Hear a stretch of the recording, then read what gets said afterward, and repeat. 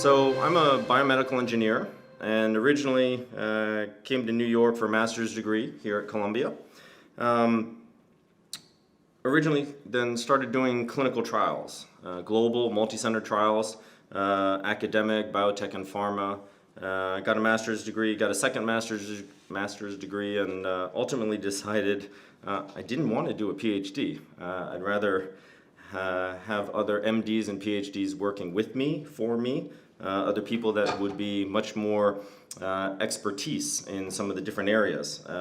My field is imaging, medical imaging.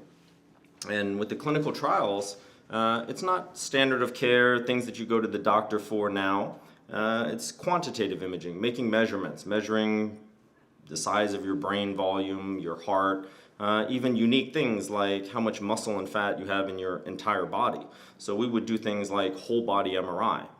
And this is kind of buried because how many people in general, population, know that a radiologist is actually even a medical doctor?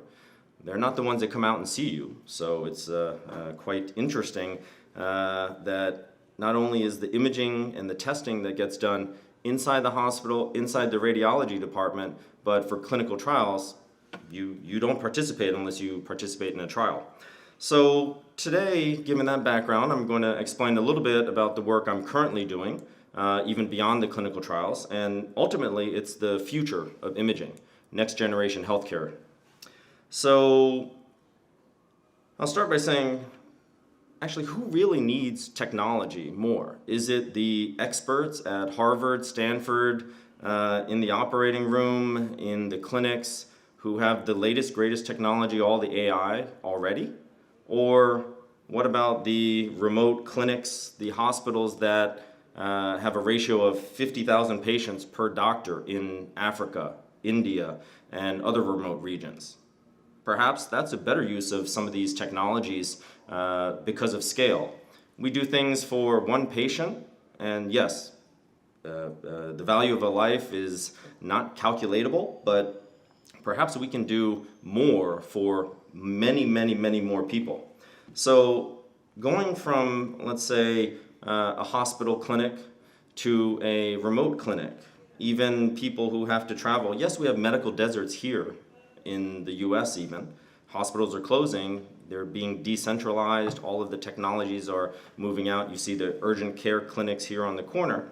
But you know, the things like the social divide, digital divide, social determinants of health are becoming a big issue. But here in the US, when we deal with them, we're talking about nutrition and paying for an Uber and housing for people to get to a doctor. I think there are more things that we can do with technology. So how can we leverage this technology? For remote healthcare workers and all of these things, digital apps, trackables, wearables, things that are happening now, very convenient. Yes, first world problems like the Uber to your doctor's appointment, but they can technically be used for a lot more. We can do a lot more remote data monitoring, real world evidence, real-time data even. And much like leapfrogging technology, like now, we can use the mobile phone and tablet. Older and younger generations are skipping PCs, desktop computers, and laptops, even the same way that mobile banking has leapfrogged physical banking infrastructure in some developing countries. I think the time is right where these technology devices and techniques can make a big difference in, like at the UN General Assembly 2 weeks ago, healthcare for all, remote, real world. So one of the specifics that I look at is being able to take a lot of the imaging and apply it around the world.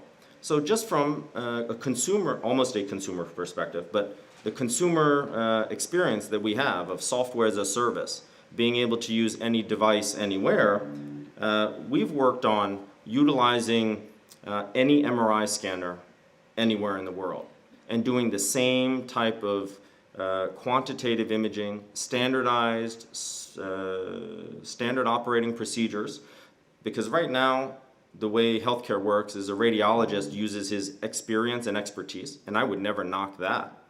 But that's one person. Perhaps he even changes over time from now to diagnosing something in a month, in a year. Let alone, let's say you live here, you live in California, you live somewhere else in the world. How different is that same diagnosis going to be? So when we standardize these things, we make it much more accessible and much more reliable. But the problem is, even though there are something like 36,000 MRI scanners in the world, 90% of the world's population doesn't have access to that. Yes, we can do, again, all of the devices. We can do handheld ultrasound, you can plug it into your phone, you can do portable x-rays, but that's quite limited. That's quite limited. It might be good to use cheaper, faster, more efficient devices, but I question, could we flip the script where it doesn't have to be the remote healthcare worker in the desert, the mountain, and the jungle, just using handheld ultrasound to look at one specific tiny little anatomy with not as much resolution. If we're educating them, and I was speaking to a couple representatives from the World Health Organization at another conference a couple weeks ago, and hearing them say, yes, we have these big initiatives on trying to educate and trying to push more out, but why don't we use technology for technology's strengths? Not applying technology, let's say, to medicine, or thinking that medicine or health and medicine is just a data problem, because it's not. There's culture, and that's a really big barrier to making changes. A lot of the existing systems, a lot of the existing stakeholders don't want to change. But rather than using technology, let's say AI, to eat the radiologist, why don't we use it to help them, to leverage their experience and expertise, and take care of the workflow problems, the things that are mundane and routine. And in my opinion, the example is when you see the big tech companies making the headlines of AI beating a dermatologist, a radiologist, I question, well, then how come they're not dominating the medical imaging market the same way they are search? Well, I guess that's because they're not being able to get implemented. So with the WHO perspective, they have looked at a lot of things about defining accessibility to healthcare. And yes, we can, again, get a lot of these technology components out there, but the work that I do is essentially the software as a service, pay-per-use, the ability to use the existing infrastructure of MRI scanners. We're using it as a dumb device, very technically advanced, but we use it just for data acquisition, just like many other technologies, where we will acquire something, take it off, and then process it. That does need a lot of education, not technical education, but culture change, and educating the people on what we're trying to do, what we're trying to achieve. So trying to be as collaborative as possible is one of the new mantras in digital health and I guess the new economy, right? Not to be proprietary, not to be, as some of the technology companies, acquiring everybody's data and then privately making new products, making money off of it, and not really sharing the data. I think the trends of patient centricity, ownership of data, price transparency, and privacy are all things that should be embraced and enabled to move forward. So I'll continue where right now, for current healthcare, especially in the US, we do it piece by piece. If you have a heart problem, you go see the cardiologist. If you have a liver problem, you go see the liver doctor, and that's about it. Your referring physician, your general practitioner, might receive the information in the, ideally, medical record, electronic medical chart, and then he or she makes the interpretation from the combination of those. But I look to a future where we're actually scanning everything at one time. We have a lot of the technical capabilities in place, and why can't we do it now? Again, some of it's culture, some of it's normal practice. Doing things like a 5-minute MRI scan of the brain instead of 30 and 45 minutes, not having to sit in the scanner that long, in order to measure the brain volume of the hippocampus and predict, actually track and measure whether you're developing into dementia and Alzheimer's. Much different than just taking the genetic test and saying you might develop Alzheimer's at some point. It's like driving across country, right? And you have the road map and you're saying, I'm going to take Route 66. Well, there's a detour, you want to stop and see the Grand Canyon, so many other things might happen. And I think that's where using imaging in this type of way to actually measure, monitor, essentially a digital physical exam, where we can take a look inside the body, because all of these devices, they're superficial, measuring the skin, the sweat, the other information, and some things like the portable imaging devices can look inside, but they're not as comprehensive, they're not as quantitative. So to put something together like this has been my challenge over the last 2 years, and I'm glad to say that we're actually making quite a bit of progress. In the US, it's a little bit of early adoption, you know, the quantified self, the executive physical type of work, but I'm very pleased to say that outside of the US, especially Asia first, but starting to move back towards India, Middle East, and hopefully Africa soon. There's public health systems, there's a lot more population health work to be done, there's a lot of already medical tourism and screening capacities where they want to just get everything done. Now, they don't necessarily use it for continuity of care to see, are you continuing to develop a disease?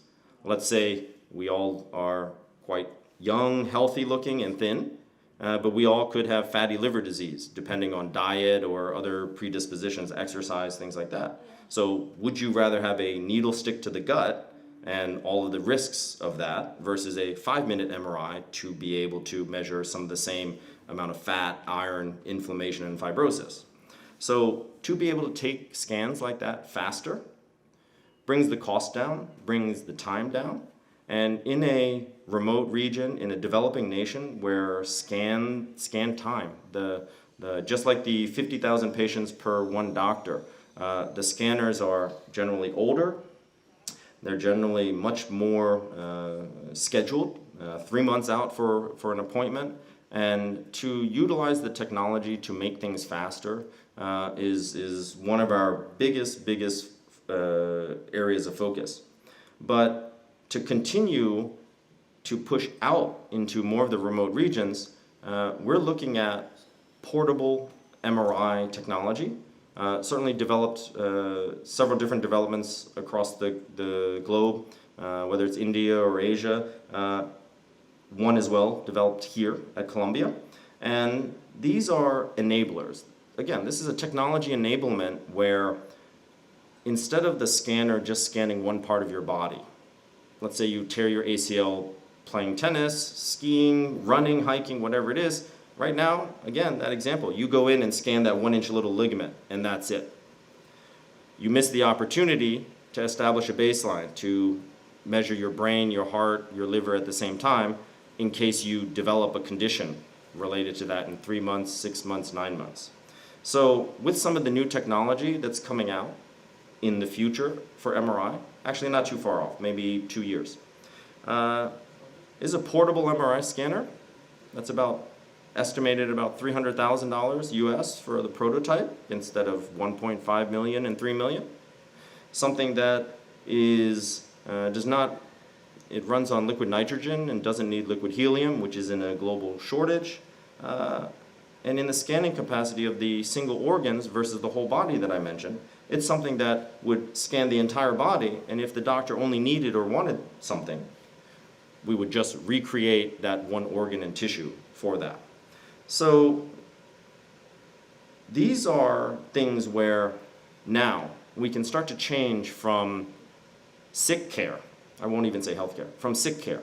Because by the time you develop symptoms and go to a doctor, you've already got something, just as if it was as simple as a cold. But to be able to look inside the body without any radiation, without even an injection for a contrast agent, and be able to tell directly, do you have fat in your liver? Do you have a structural abnormality? that can be very powerful. That can be something where we can start to intercept disease. Can we help change the course of developing dementia? Can we help decrease the rapid decline of cardiovascular disease, of liver disease? Can we actually start to utilize these technologies across the entire lifespan? Because it's non-invasive, we can do things like measuring the fetus in utero and comparing their body composition or their high metabolic rate organs to others and monitor that across the lifespan, 3 months old, 6 months old, as well as into adulthood or aging. Everybody's got an aging problem coming up in terms of global population health. So these are areas where I think we can really start to make a difference. And I would impart to everyone that what I've found, and my travel schedule has been over the last year, commuting between New York, Middle East, and Asia just about every month. And the reason I've made the most progress is because of networking, community outreach, and just taking the chance to try to meet somebody, to say hello. And I think that's what I've appreciated with being invited to speak here and the opportunity to meet more new people. So I hope that can give you a glimpse of what's to come and some of the things that I've done to make the future happen. Thank you.